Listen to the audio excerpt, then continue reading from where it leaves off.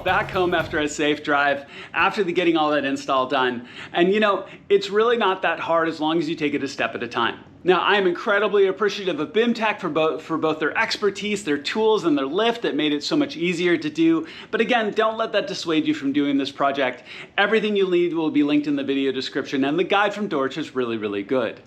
So this is something you should definitely consider if you have a big horsepower build in your car, you've done a big turbo install, you're pushing E85, you have those options to take your car beyond stock, and your stock fueling system can just no longer keep up. This is a fantastic way to address that.